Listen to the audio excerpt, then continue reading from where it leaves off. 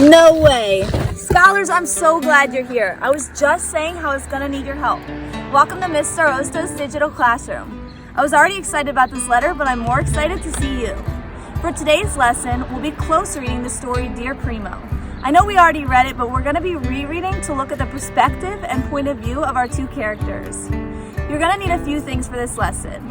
Let's get a paper, a pencil, and your listening ears, and we'll get started. I'm so relieved you're here to help me with this lesson today. We're going to be doing a close read of the story Dear Primo by Duncan Tonatia.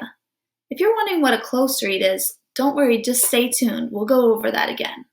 This story can be found in your My Book on pages 114 to 144. If you don't have your My Book, don't turn off the channel. I promise I'll have all the tools you'll need to be successful for today's lesson. All you need to get is a paper or something to write on, a pencil, and your listening ears. I'll give you about 30 seconds to go get those materials ready. I put down my listening ears yesterday and I still haven't found them, so hopefully I can find them in that time. Meet you back in a few seconds.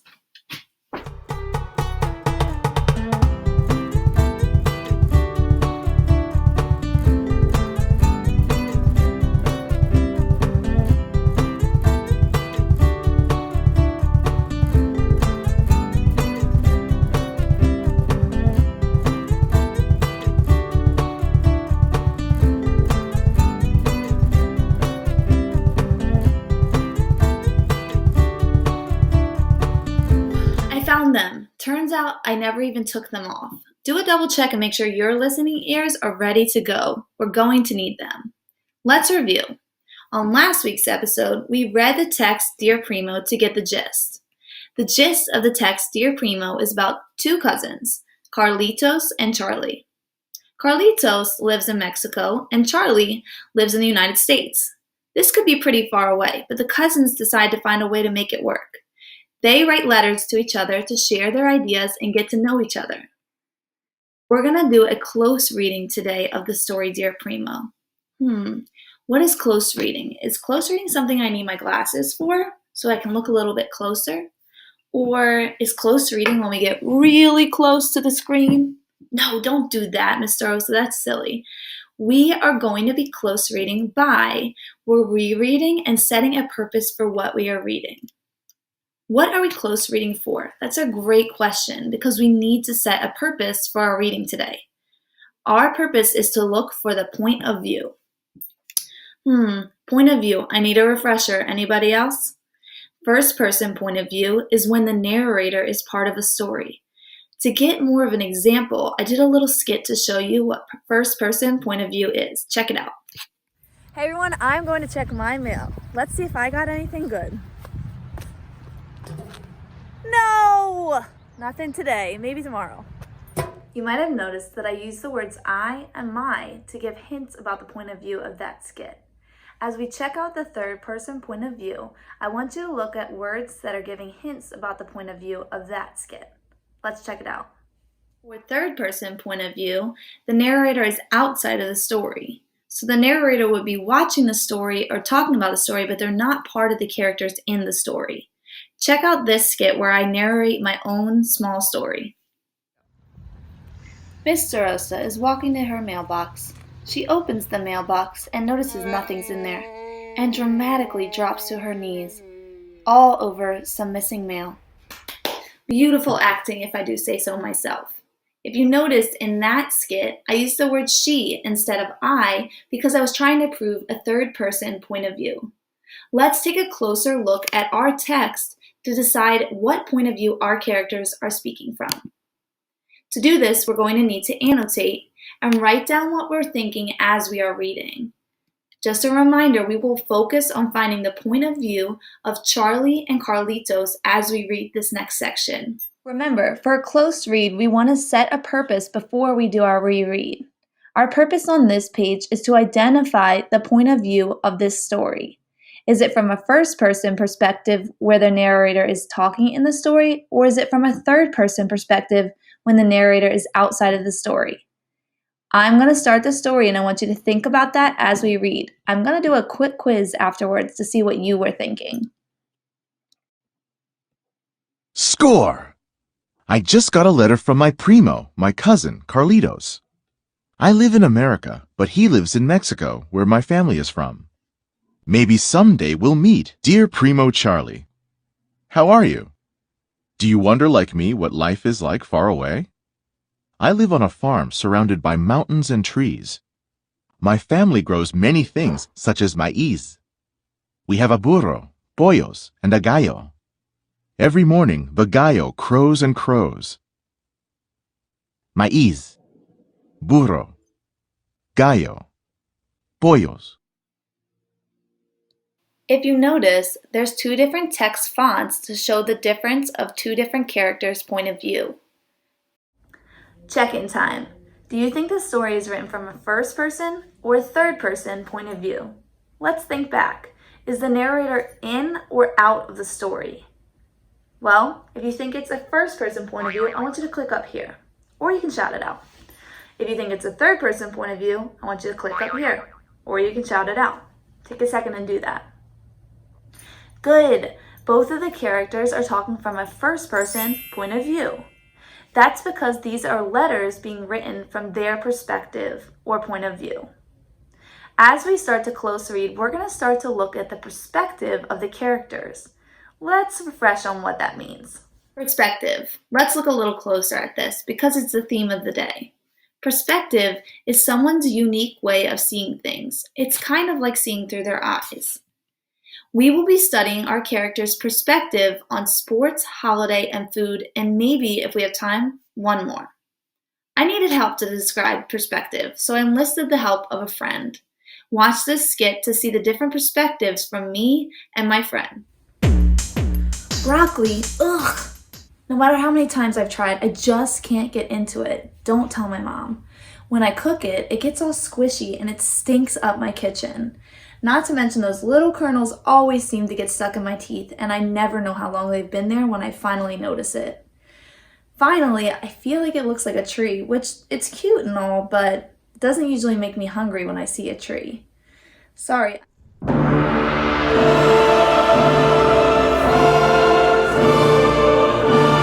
Before we move on to see what our next character, Mrs. Bradley, thinks about broccoli, I'm going to use the Tchart to record my thinking. Miss Starosta, her perspective is that she does not like broccoli. Pieces get stuck in her teeth. She thinks it's stinky. She doesn't like that it gets squishy when it's cooked. She thinks it looks like a little tree.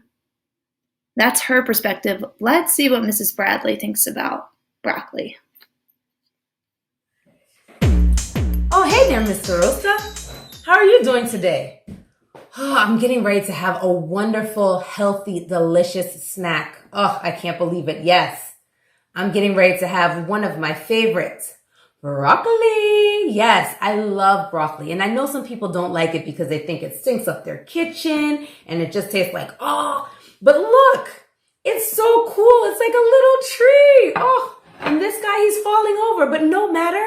You can eat it raw, which is delicious, or you can even put some really cool ranch dressing on it. Yes, that is so great. So for a nice healthy snack, I love having broccoli.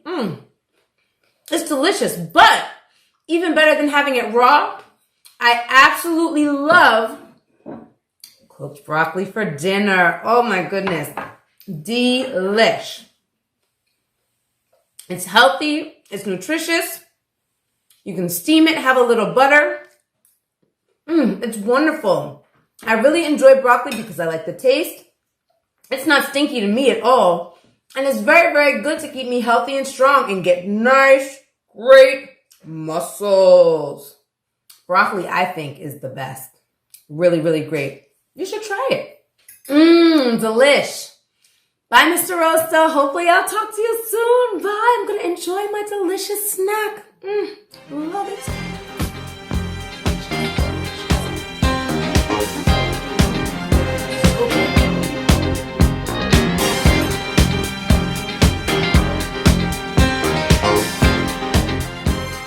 You might have noticed that Mrs. Bradley and Miss Starosta have two very different perspectives on broccoli.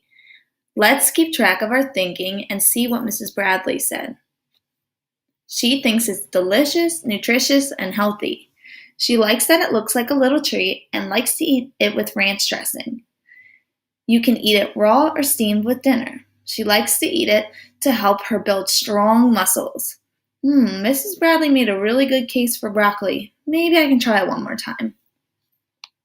Now that we have a better idea of perspectives and what that might mean, let's look through the eyes of our characters, Charlie and Carlitos, and get their opinions and their perspective on different topics. As we read, we're going to set a goal to create a T-chart for Charlie and Carlitos' perspectives. This is just an easy way to keep track of what we're thinking and what we're noticing. So on one side, you'll have Carlitos, and on the other side, you'll have Charlie. So you're going to need to follow directions and listen for a minute, and then I'll give you about 30 seconds to make your own T-chart and get it ready for the lesson. You're going to need to get your paper ready to go. Then you're going to draw a line down the middle. Finally, you will put the names of the characters on either side. So one side for Carlitos and one side for Charlie. That way we can keep track of their different perspectives in the story. Go ahead and take 30 seconds to prepare your paper so you're ready for the lesson.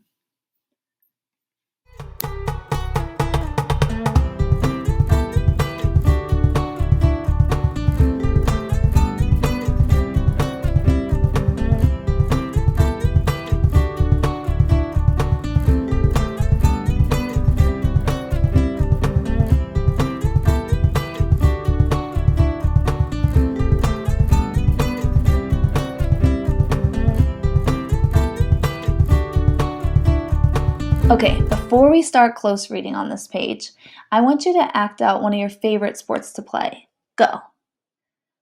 Over there, I see someone pretending to swim. Nice. How about over there? I see someone pretending to play volleyball. What about, oh my gosh, is someone playing baseball? I love that. Great swing. You might be wondering what those things have to do with our story.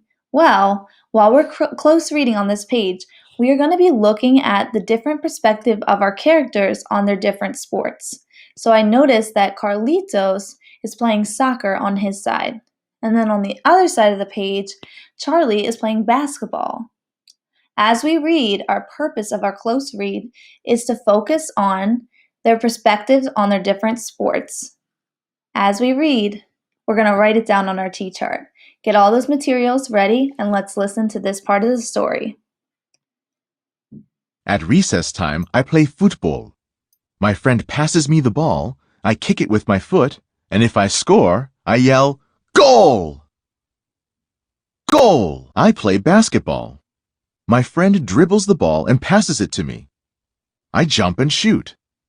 The ball goes swoosh, nothing but net. Okay, it's time to write in our T-chart. I'm going to give you about 30 seconds to write your notes in your T-chart, and then we'll check in and look at mine.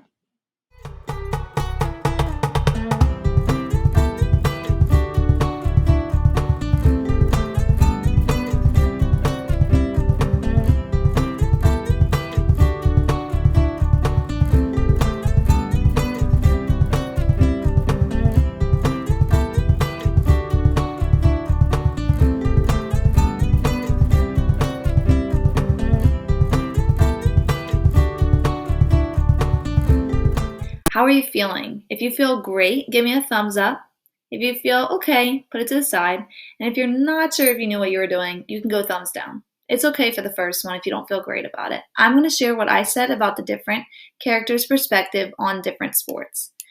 First, I said Carlitos enjoys playing soccer. He calls it football, and he yells goal when he gets a goal. Charlie likes playing basketball with his friends. He yells nothing but net. As you can tell, our characters have some things in common and some things about their perspective that are a little bit different. Let's keep reading and keep practicing. We're going to do 3 more close reads to keep practicing our skills. Ooh, I see some yummy food on this page. Connect if you like to eat quesadillas, just like this. You can connect. Or connect if you like to eat pizza. If you connected with one of those things, you have something in common with our characters.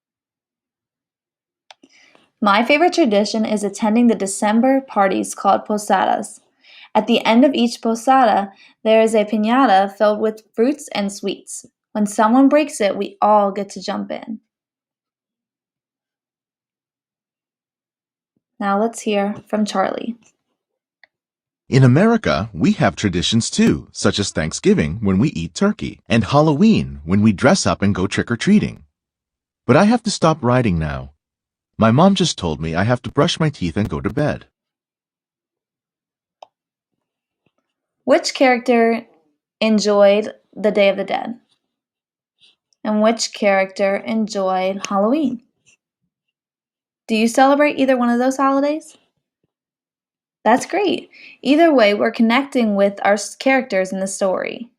Let's write down our last examples on our T-chart about the perspective of our characters. Go ahead and fill out that T-chart.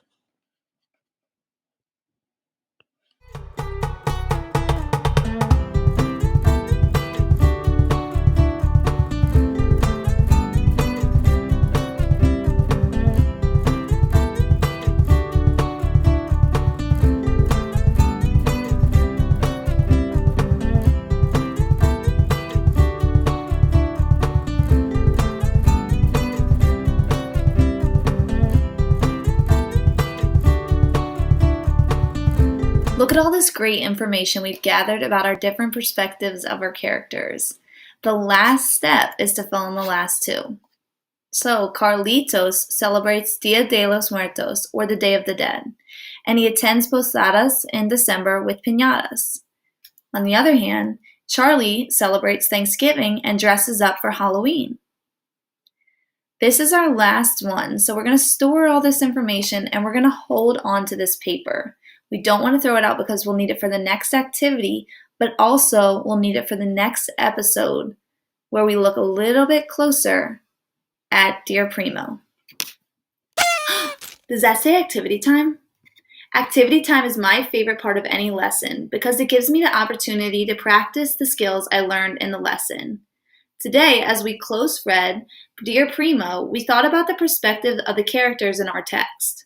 Let's see how this relates to today's activity.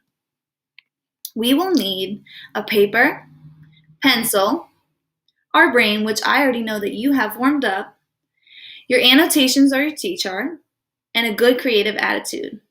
Our goal for this activity is to write our own letter or postcard about our perspective.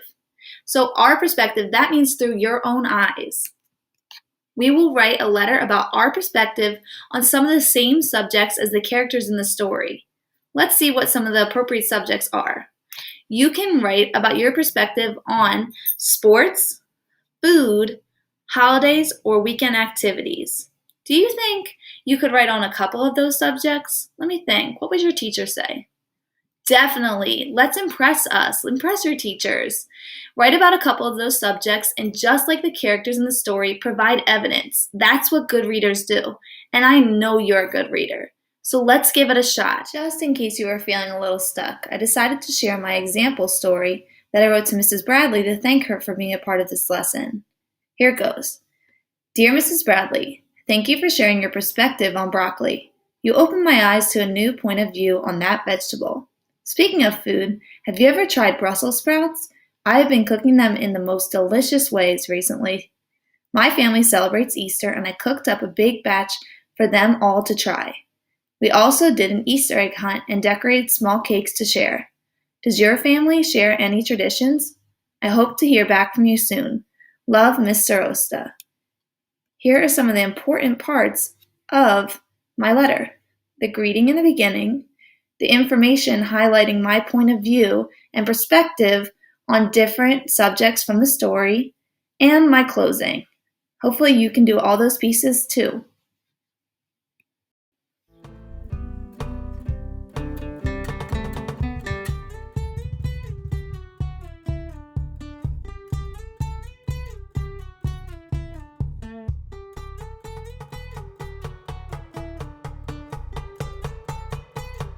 Well, that's all for today's lesson.